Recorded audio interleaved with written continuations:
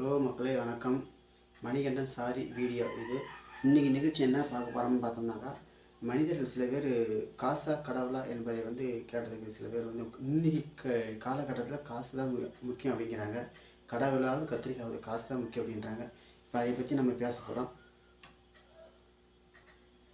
காசு முக்கியமாக கடவுள் முக்கியமானு பார்த்தா இன்றைக்கி ரெண்டுமே இருந்தால் தான் ஒரு மனிதன் உயிர் வாழ முடியும். காசு வேணும், கடவுள் வேணும். அப்போ ரெண்டும் சரி சமமாக தான் உயிர் வாழ முடியும். காசு இல்லாமல் ஒன்றும் பண்ண முடியாது. இன்றைய காலகட்டத்தில் கடவுள் இல்லாமல் ஒன்றும் பண்ண முடியாது. அப்போ ரெண்டும் சரி சமமாக இருக்கணும். சில பேர் கடவுளாவது கத்திரிக்காது காசு தான் முக்கியம் அப்படின்றாங்க. அவங்களெலாம் ஒரு சில விஷயங்களை சொல்ல விரும்புகிறேன்.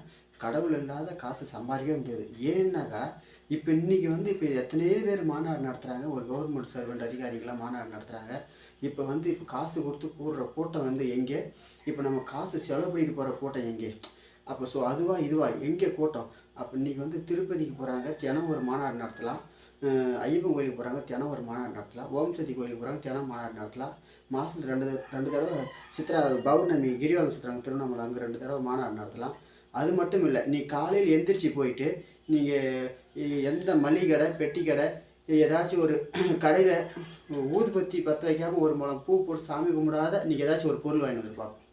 நீங்கள் இவ்வளோ பேசுகிறீங்களே, நீங்கள் காசை கடவுள் இன்றைக்கி உங்களுக்கு எவ்வளோ பழக்கம் வந்தாலும் ஏதாவது ஒரு பொருள் வாங்கி வந்துருப்பாங்க. மளிகை கடையில் போய் இல்லை ஏதாவது ஒரு பெட்டி கடையில் கூட ஏதாவது ஒரு பொருள், அந்த பெட்டி கடையில் கூட ஒரு சாமி படம் தான் வச்சுருப்பாங்க. அதுக்கு ஒரு முழம் பூ போட்டு அதுக்கு ஊதுபத்தி பற்ற வச்சு அது கருப்புரம் பற்ற வச்சு தீவாரத்தனை காட்டி மணி ஆட்டி அதன் பிறகு தான் வியாபாரத்தை கொடுப்பாங்க. அப்படிங்கும்போது இன்றைக்கி எல்லா வண்டி வாகனத்துலையும் எல்லாமே தெய்வ போட்டோக்கள் வச்சுருக்குறோம், சாமி கும்பிட்றோம். அவங்களுக்கு அடுத்தபடியாக தான் நமக்கு இன்றைக்கி காசு கடவுளுக்கு இப்போ நீ எவ்வளோ தான் காசாக இருந்தாலும் நீ காசே வச்சுட்டு கடவுள் கோயிலுக்கே போகக்கூடாது. உங்கள் வீட்டில் பூஜை ரொம்ப இருக்கக்கூடாது. உங்கள் வண்டி கார் வச்சுதுனாக்கா அதில் தெய்வ படம் வச்சிருக்கூடாது, குலசாமி இருக்கக்கூடாது. நீ ரோட்டில் நடந்து போனால் கூட சரி, ஒரு கண்ணாடி காலில் கிழிச்சிட்டா கூட ஐயோ ஆண்டவா கடவுளேன்னு சொல்லக்கூடாது. நீ காசு வச்சே சரி பண்ணிக்கணும்.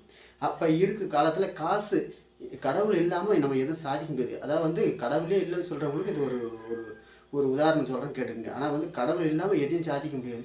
ஏன் இது எடுத்துக்குவேன். இப்போ ஒரு உதாரணத்துக்கு எல்லா மாநிலத்திலையும் போட்டி போடுறாங்க, ஒரு எலெக்ஷன் தேர்தல் நடத்துகிறாங்க. நீ ஒன்றும் கிடையாது, ஒரு சின்னத்தை கொடுத்து போகிறேன் பார்ப்போம் யாருக்குன்னா. எனக்கு கூட ஒரு சின்ன கூட சும்மா சாதாரணமாக ஒரு ஒரு ஒரு தொகுதியில் ஒரு எம்எல்ஏ நின்னா கூட ஜெயிச்சுட்டு போயிடுவான். நீ காசு கொடு, நான் இருக்கிற கூடம் போட்டு கொளுத்தி அதை விபதியாக்கி அதை சாம்பலாக்கி இந்தான்னு சொல்லி கொடுக்குற மக்கள்கிட்ட காசு போட்டு போகிறேன், கடவுள் போட்டு போகிறேன். கண்டிப்பாக கடவுளுக்கு தான் ஓட்டு போடுவோம். ஏன்னா அவங்க மேலே மதிப்பும் மரியாதை அவ்வளோ பயம். புரியுதுங்களா?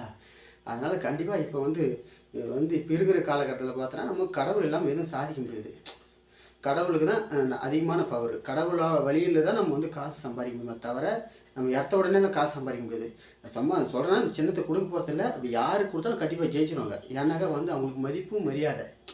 இப்போ ஒரு உதாரணத்துக்கு எடுத்துக்கிட்டால், ஒரு அம்மா இப்போ ரோட்டில் ஒரு வேலை செஞ்சுருக்குது, வெத்தலை பாக்கு போட்டு கொலையை எச்சி துப்புது. ஏமா எச்சி துப்புறன்னு கேட்டால், தம்பி எனக்கு சோறு தண்ணி இல்லைனாலும் பரவாயில்ல, வெத்தலை பாக்கு போடாமல் என்னால் இருக்க முடியல அப்படின்னு சொல்லுது. ஸோ அதே அந்த அம்மா உதாரணத்துக்கு ஒரு கோயிலுக்குள்ளே போகுது, காம்பவுண்டுக்குள்ளே வேலை செய்யுது. அங்கே கோயிலில் பில்லு பிடுங்குது, ஏதோ ஒரு கட்டிட வேலை செய்யுது. அது இந்த வெத்தலை பாக்கு அங்கே போட மாட்டேது, செப்பலும் வெளியே கட்டிக்கிட்டு போகுது. ஏன் அப்போ நம்ம சொல்லியே கொடுத்தோம், ஏமா வெத்தலை பாக்கு அங்கே போடுன்னு. அந்த வெத்தலை பாக்கு போகிறதுல செப்பலும் வெளியே கட்டிட்டு போகுது. அப்போ அங்கே என்ன பயம், பக்தி, பாசம், மதிப்பு, மரியாதை அப்போ ஆகிய 5ம் அடங்கி வருது. ஏன்? அங்கே தெய்வம் இருக்குதுன்றதுனால தான். அப்போ அவ்வளோ பாசம். அதே ஒரு பெரியவர் பீடி குடிக்கிறாரு. அந்த பெரியவர் ஒரு கோயிலுக்குள்ளே போய் ஒரு வேலை பார்க்குறாரு, ஏதோ ஒரு வேலை பார்க்குறாரு, ஒரு செடிகளை வெட்டுறாரு, ஒரு புல்லு பிடுங்க போகிறாரு, இங்கே செப்பல் போட்டு போகிறாரு, பீடி போயிடு. அந்த பெரியவர் உள்ளே போக சொல்லி பார்ப்போம், செப்பல் நம்மளா கழட்டிட்டு போன்னு சொல்கிறோம். இல்லை, அவரே கழட்டிட்டு போகிறாரு. இங்கே குடிக்கிற பீடி அங்கே குடிக்க மாட்டாரு. அப்போ அங்கே கடவுளுக்கு எல்லாம் மதிப்பு, மரியாதை, பாசம், பக்தி, பயம் எல்லாருமே இது கொடுக்குறாங்க. அப்போ இது கடவுளாவது கத்திரிக்காது அப்படின்னு சொல்கிறவங்களுக்கு கடவுள் இல்லாமல் பொழுது போகாது. கண்டிப்பாக கடவுள் இருக்குது. கடவுள் இல்லாமல் எதுவும் பொழுது போகாது. நீங்கள் இதெல்லாம் சிந்தித்து பாருங்கள். கடவுள் இல்லைன்ற வார்த்தைக்கே வாய்ப்பே இல்லை. மீண்டும் இன்னொரு வீடியோவில் பார்ப்போம். நன்றி, பாய், வணக்கம்.